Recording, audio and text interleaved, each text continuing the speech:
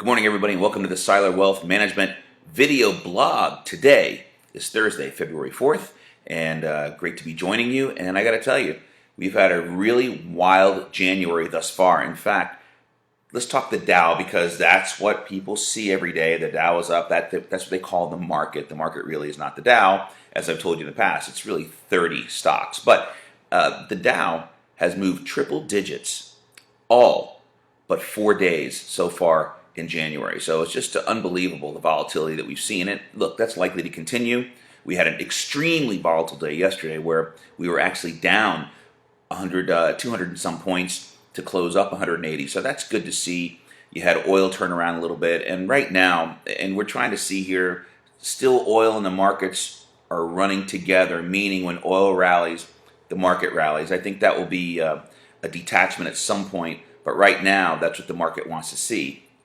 The reason, if you look at all the earnings that have been coming out, many of the earnings and a large percentage of the earnings coming out in the S&P 500 have been very good. And you know what? That is what's supposed to move stocks. Earnings and or anticipation of earnings. And when I say anticipation, guidance is critical. So if a company comes out and says, hey, we beat the snot out of earnings and sales. Oh, by the way, next quarter's going to be pretty bad. That's not good either.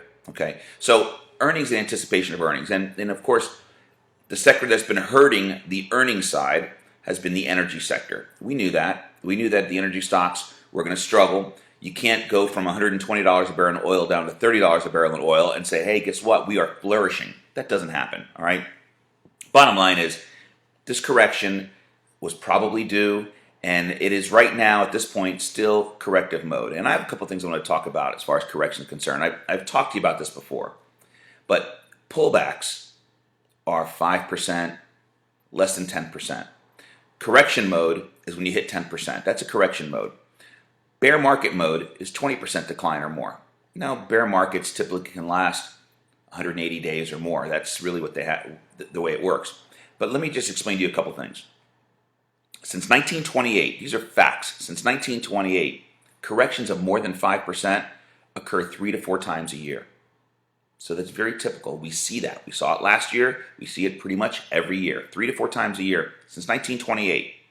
Since 1928, a 10% correction occurs every year and a half.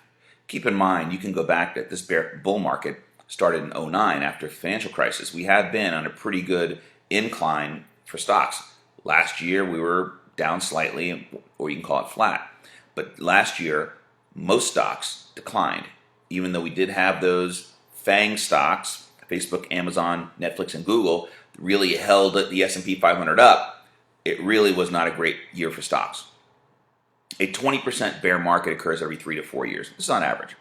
Now, keep in mind, since 1897, bull markets lasting more than 4 years have never ended without a recession. So in other words, if you have a bull market that's lasted 4 years or more, it only ends because of recession. And we don't see a recession in sight here. So I don't think this bull market is ready to end right now, and we're not really going to a bear market cycle yet. Now, are there stocks in bear markets? Of course. There are many stocks on the S&P 500 that are down 20% or more. And I think it creates some buying opportunity. We're starting to see that. It looks like the markets are starting to bottom out. I was looking for that one more whoosh down.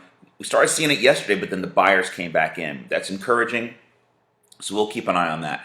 But one thing I wanted to explain to you, and we have a white paper we developed, and obviously you guys can get a hold of it if you want it. Just message me, call our office. It's pretty simple, and it's really common sense. But I have 4 level-headed strategies for volatile markets, and they're really, really simple. But we can explain them in more detail with this white paper. All you have to do is ask, and we'll get it to you, okay? Ask and you shall receive.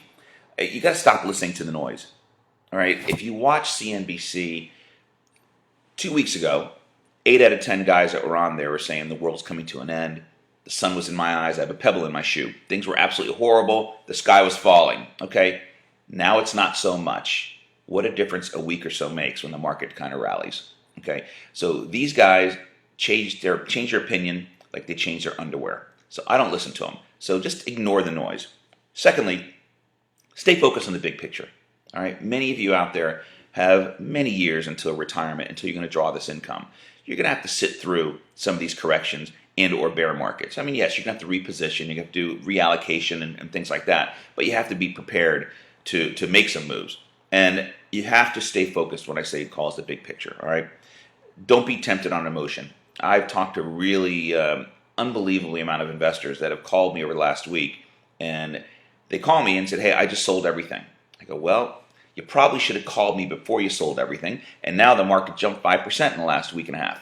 So again, that's what I call whipsaw, where you sell at the low. That's what most investors do, and then you buy at the high. In this case, they sold at the low and got whipsawed and missed a big move. Okay, I know somebody who sold Facebook the day before it moved up 15 points. Okay, I mean, it's a whipsaw, it happens, but emotion, you let emotion get the best of you. So that's critical. And then finally, and this is on my piece, four level-headed strategies for volatile markets. You got to stay flexible. All right, you have to be able to move in and out of things if possible. You have to be able to reallocate, and that's most of you probably don't have the knowledge to do that, and that's why you got to find an advisor that can do that for you. Okay. So that being said, we have today an indication. We were indicating a higher market opening around 7 o'clock. Now we're indicating down 117 points. We had a couple earnings coming in, not so great. Bottom line is stay flexible. Remember, don't let emotion tear you out of something that you think is a great value. Okay? I'm Lee Seiler. You've been listening to Seiler Wealth Management video blog. Our newsletter went out yesterday. We have another monthly piece going out today. So if you want to get on our newsletter list, go to stockdr.com or seilerwealth.com. 2 names, 1 site. Sign up. You'll get the newsletter in your box. If you want the 4 level-headed strategies for a volatile market, just contact us. You can message me, and I'll get back to you. But I foresee that markets, if oil firms up, the market's going to firm up a little bit, and then we'll go from there. I know a lot of people are concerned about the elections, and quite frankly, my feeling is this. Unless Bernie Sanders wins, the market's going to do what the market's going to do. If Bernie Sanders wins, we're all in deep you-know-what. That's just the way it is. Wall Street hates him. The only people that like Bernie Sanders are the people that want free stuff. And we all like free, but you know what? Our country cannot afford to give free everything. Anyway, I don't want to get political on you. But again, I'm Lee Seiler. Thanks for joining me, and I will talk to you soon.